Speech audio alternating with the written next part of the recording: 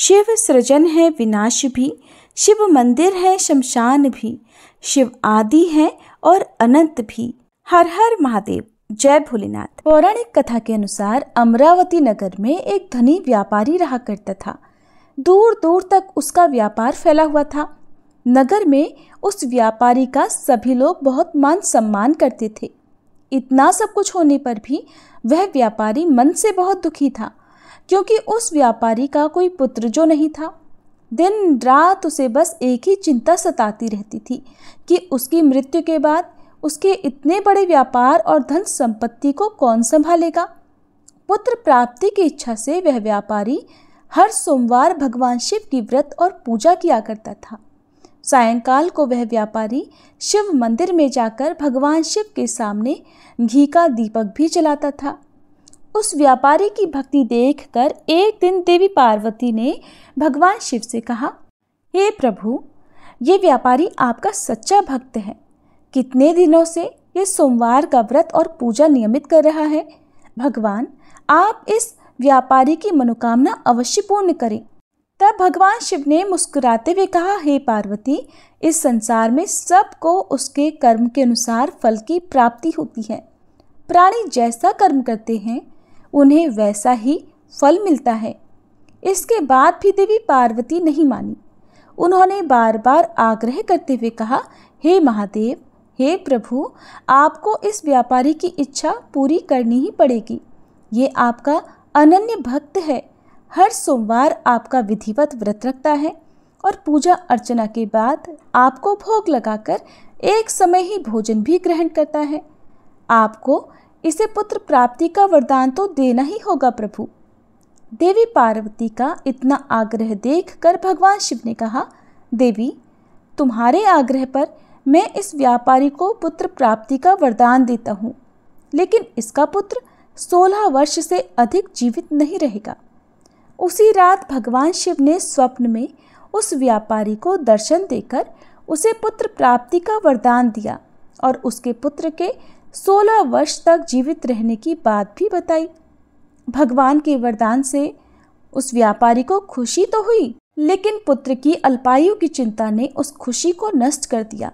व्यापारी अब भी पहले की तरह सोमवार का विधिवत व्रत करता रहा। कुछ महीने पश्चात उसके घर एक बहुत ही सुंदर पुत्र उत्पन्न हुआ। पुत्र जन्म से व्यापारी के घर में खुशियां भर गई। बहुत धूमधाम से पुत्र जन्म का समारोह मनाया गया। व्यापारी को पुत्र जन्म की अधिक खुशी नहीं हुई, क्योंकि उसे पुत्र की अल्पायु के रहस्य का पता था, लेकिन यह रहस्य घर में किसी और को मालूम नहीं था। विद्वान ब्राह्मणों ने उस पुत्र का नाम अमर रखा। जब अमर 12 वर्ष का हुआ तो शिक्षा के लिए उसे वाराणसी भेजने का निश्चय किया गया। व्यापारी ने अमर के मामा दीपचंद को बुलाया और कहा कि अमर को शिक्षा प्राप्त करने के लिए वाराणसी छोड़कर आओ। अमर अब अपने मामा के साथ शिक्षा प्राप्त करने के लिए चल दिया। रास्ते में जहाँ भी अमर और दीपचंद रात्रि विश्राम के लिए ठहरते, वहीं यज्ञ करते और ब्राह्मणों को भोजन भी कराते थे। लंबी यात्रा के बाद अमर और दीपचंद एक नगर में पहुंचे। उस नगर के राजा की कन्या के विवाह की खुशी में पूरे नगर को सजाया गया था। निश्चित समय पर बारात आ गई, लेकिन वर का पिता अपने बेटे के एक आंख से काना होने के कारण बहुत चिंतित था। उसे इस बात का भय सता रहा था कि राजा को इस बात का पता चलने पर कहीं वह विवाह से इनकार न कर दे, इससे उसकी बदनामी होगी। वर के पिता ने अमर को देखा तो उसके मस्तिष्क में एक विचार आया। उसने सोचा, क्यों न इस लड़के को दुल्हा बनाकर राजकुमारी से विवाह करा दूं। विवाह के बाद इसको धन देकर विदा कर दूंगा और राजकुमारी को अपने नगर में ले जाऊंगा। वर के पिता ने इस संबंध में अमर और दीपचंद से बात की। दीपचंद ने धन मिलने के लालच में वर के पिता की बात स्वीकार कर ली और अमर को दूल्हे के वस्त्र पहनाकर राजकुमारी चंद्रिका से विवाह करा दिया गया। राजा ने बहुत सा धन देकर राजकुमारी को विदा किया। अमर जब लौट रहा था तो सच नहीं छिपा सका और उसने राजकुमारी के दुपट्टे पर लिख दिया, राजकुमारी चंद्रिका, तुम्हारा विवाह तो मेरे साथ हुआ था। मैं तो वाराणसी में शिक्षा प्राप्त करने जा रहा हूँ। अब तुम्हें जिस नवयुवक की पत्नी बनना पड़ेगा वह कान्हा है। जब राजकुमारी ने अपने दुपट्टे पर लिखा हुआ पढ़ा तो उसने काने लड़के के साथ जाने से इनकार कर दिया। राजा ने सब बातें जानकर राजकुमारी को महल में रख लिया। उधर अमर अपने मामा दीपचंद के साथ वाराणसी पहुंच गया। अमर ने गुरुकुल में पढ़ना प्रारंभ कर दिया। जब अमर की आयु 16 वर्ष की हुई तो उसने एक यज्ञ किया। यज्ञ की समाप्ति पर ब्राह्मणों को भोजन कराया और खूब अन्न वस्त्र दान किए। रात को अमर अपने शयन कक्ष में सो गया। शिवजी के वरदान के अनुसार शयनावस्था में ही अमर के प्राण पखेरु उड़ गए। सूर्योदय पर मामा अमर को मृत देखकर रोने पीटने लगा। आसपास के लोग भी एकत्र होकर दुख प्रकट करने लगे। मामा के रोने विलाप करने के स्वर समीप से गुजरते हुए भगवान शिव और माता पार्वती ने भी सुने। तब माता पार्वती ने भगवान से कहा, प्राणनाथ, मुझसे इसके रोने का स्वर सहन नहीं हो रहा, आप इस व्यक्ति के कष्ट को अवश्य दूर कीजिए। भगवान शिव ने देवी पार्वती के साथ अदृश्य रूप में जाकर अमर को देखा तो पार्वती जी से बोले, देवी, ये तो उसी व्यापारी का पुत्र है जिसे मैंने 16 वर्ष की आयु का वरदान दिया था। आज इसकी आयु तो पूरी हो गई। देवी पार्वती ने फिर भगवान शिव से निवेदन किया, हे प्राणनाथ, आप इस लड़के को जीवित कर दीजिए, नहीं तो इस लड़के के माता पिता पुत्र की मृत्यु के कारण रो रो कर अपने प्राणों का त्याग कर देंगे। इस लड़के का पिता तो आपका परम भक्त है, वर्षों से सोमवार का व्रत करते हुए आपको भोग लगा रहा है। माता पार्वती के बार बार आग्रह करने पर भगवान शिव ने उस लड़के को जीवित होने का वरदान दे दिया और कुछ ही क्षणों में वह जीवित होकर उठ बैठा। फिर शिक्षा समाप्त करके अमर मामा के साथ अपने नगर की ओर चल दिया। दोनों चलते हुए उसी नगर में पहुंचे जहां अमर का विवाह हुआ था। उस नगर में भी अमर ने यज्ञ का आयोजन किया। समीप से गुजरते हुए नगर के राजा ने यज्ञ का आयोजन देखा। तब राजा ने अमर को तुरंत पहचान लिया।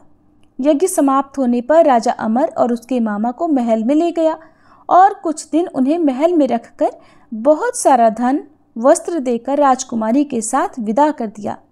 रास्ते में सुरक्षा के लिए राजा ने बहुत से सैनिकों को भी साथ भेजा। दीपचंद ने नगर में पहुंचते ही एक दूत को घर भेजकर अपने आने की सूचना भेजी। अपने बेटे अमर के जीवित वापस लौटने की सूचना से व्यापारी बहुत प्रसन्न हुआ। व्यापारी ने अपनी पत्नी के साथ स्वयं को एक कमरे में बंद कर रखा था। भूखे प्यासे रहकर व्यापारी और उसकी पत्नी बेटे की प्रतीक्षा कर रहे थे। उन्होंने प्रतिज्ञा कर रखी थी कि यदि उन्हें अपने बेटे की मृत्यु का समाचार मिला तो वे दोनों भी अपने प्राण त्याग देंगे। व्यापारी अपनी पत्नी और मित्रों के साथ नगर के द्वार पर पहुंच गया। अपने बेटे के विवाह का समाचार सुनकर पुत्र वधू राजकुमारी चंद्रिका को देखकर उसकी खुशी का ठिकाना नहीं रहा। उसी रात भगवान शिव ने व्यापारी के स्वप्न में आकर कहा, हे श्रेष्ठी, मैंने तेरे सोमवार के व्रत करने और व्रत कथा सुनने से प्रसन्न होकर तेरे पुत्र को लंबी आयु प्रदान की है। यह सुनकर व्यापारी बहुत प्रसन्न हुआ। सोमवार का व्रत करने से व्यापारी के घर में खुशियां लौट आई। शास्त्रों में लिखा है कि जो स्त्री पुरुष सोमवार का विधिवत व्रत करते और व्रत कथा सुनते हैं, उनकी सभी इच्छाएं महादेव की कृपा से पूरी हो जाती हैं। सोमवार व्रत कथा समाप्त। प्रिय श्रोताओं, अब आपको सुनाते हैं नवग्रहों की कथा। ज्योतिष शास्त्र में नवग्रहों को बहुत ही महत्वपूर्ण माना जाता है, क्योंकि इन्हीं ग्रहों की चाल के कारण सभी राशियों के जीवन पर सकारात्मक या नकारात्मक प्रभाव पड़ते हैं। लेकिन कथा सुनाने से पहले आपको नवग्रहों के माता पिता के बारे में भी बताते हैं कि इन सभी नवग्रहों के माता पिता कौन हैं। ज्योतिष विज्ञान में ग्रह और उनकी दशा का विशेष महत्व है। ये सभी नवग्रह किसी न किसी क्षेत्र जैसे शिक्षा, ज्ञान, धन, लाभ, हानि इनका प्रतिनिधित्व करते हैं। सबसे पहले ग्रह की बात करते हैं सूर्य। सूर्य देव के पिता का नाम कश्यप है और इनकी माता अदिति हैं। पंच देवताओं में सूर्य देव का विशेष महत्व है। इनकी 2 पत्नियां हैं जिनका नाम संध्या और छाया है। शनिदेव भगवान सूर्य के पुत्र हैं और यमराज और देवी यमुना भी इनकी संतान हैं। दूसरे ग्रह हैं चंद्र ग्रह। चंद्रदेव महर्षि अत्रि के पुत्र हैं और उनकी माता का नाम अनुसुईया है। शास्त्रों के अनुसार चंद्रदेव की 27 पत्नियां हैं। जो 27 नक्षत्रों का प्रतिनिधित्व करती हैं। चंद्रदेव बुध ग्रह के पिता हैं। तीसरे ग्रह है मंगल ग्रह। शास्त्रों में बताया गया है कि मंगल देव के पिता भगवान शिव हैं और भूदेवी इनकी माता हैं। मंगल पूरी तरह से ब्रह्मचारी हैं। मांगलिक दोष का संबंध भी इन्हीं ग्रह से होता है। चौथे ग्रह है बुध ग्रह।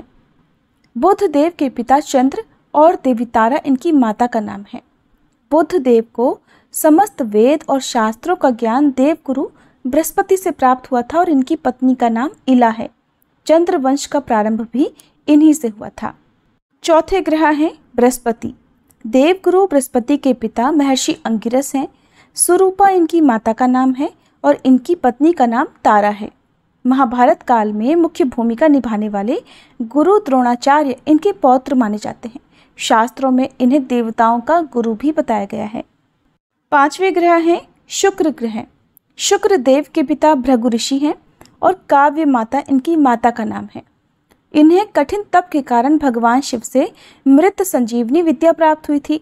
इनकी पत्नी का नाम जयंती है, जिन्हें देवराज इंद्र की पुत्री के रूप में जाना जाता है। छठे ग्रह है शनि ग्रह। शनिदेव भगवान सूर्य के पुत्र हैं और इनकी माता का नाम छाया है। लेकिन शनि का स्वभाव अपने पिता के गुणों से बिल्कुल विपरीत है। शनिदेव कर्मों के अनुसार फल प्रदान करते हैं और इनकी पत्नी का नाम धामिनी है। सातवें आठवें ग्रह के रूप में राहु और केतु को जाना जाता है, जो कि समुद्र मंथन के समय तक अमृत पान करने से पहले तक स्वर भानु था, जिसके पिता का नाम विप्रचित्त है और माता का नाम सिंहिका है। राहु की 2 पत्नियां हैं, जिनका नाम नागवल्ली और नागकणी है।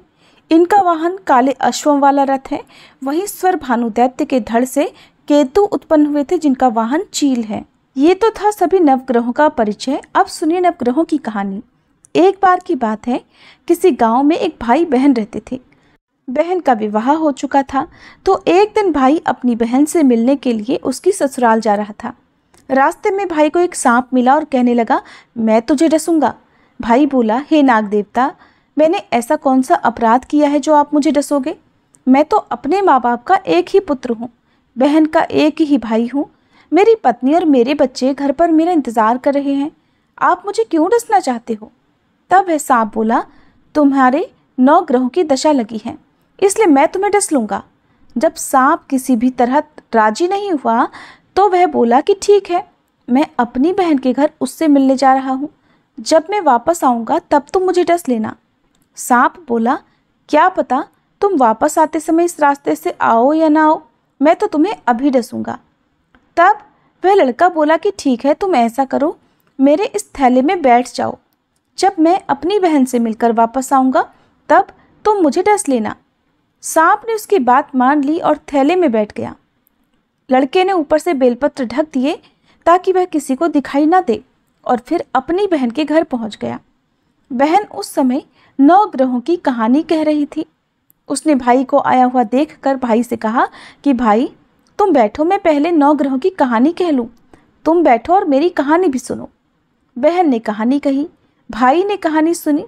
जीवों की, जानवर की, हाथी की, घोड़े की, कुत्ते की, बिल्ली की, भाई की, बहन की, घर के धनी की, बेटी जवाई की, देवरानी जिठानी की, सास ससुर की, संग की, सहेली की, सबके ग्रह शांत हो जाएं।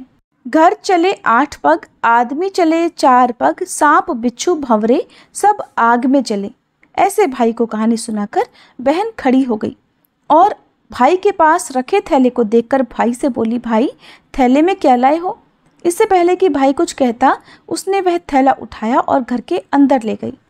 थैला खोलकर देखा तो बेलपत्र, केले और संतरे बन गए और सांप एक चमचमाता हुआ हार बन गया। जब हार पहनकर वह बहन बाहर आई तो बहन के गले में चमचमाता हार देखकर भाई बोला, बहन इतना कीमती हार तुम कहाँ से लाई हो? बहन बोली, भाई तुम ही तो लाए हो मेरे लिए। थैले में केले और संतरे के साथ हार भी तो था। भाई ने सुना तो हैरान रह गया और बोला, बहन उसमें हार नहीं बल्कि मेरी मृत्यु का सामान था। ऐसा कहकर उसने सारी बात अपनी बहन को बताई और फिर कहने लगा कि बहन ये तेरे ही 9 ग्रहों की कहानी का प्रभाव है। जो वह सांप हार बन गया, अब ये हार तू ही रख ले। कुछ दिनों के बाद बहन के घर रहने के बाद जब भाई वापस चलने लगा तो बहन बोली, भाई तुम्हारे नवग्रहों की दशा लगी है, तुम घर जाकर भाभी से कहना कि वो नवग्रहों की कहानी कहे। ऐसा कहकर उसने अपने भाई को विदा किया।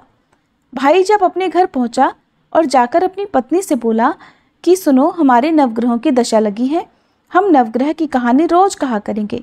मैं कहूँगा और तुम सुनना, तुम कहोगी तो मैं सुनूंगा।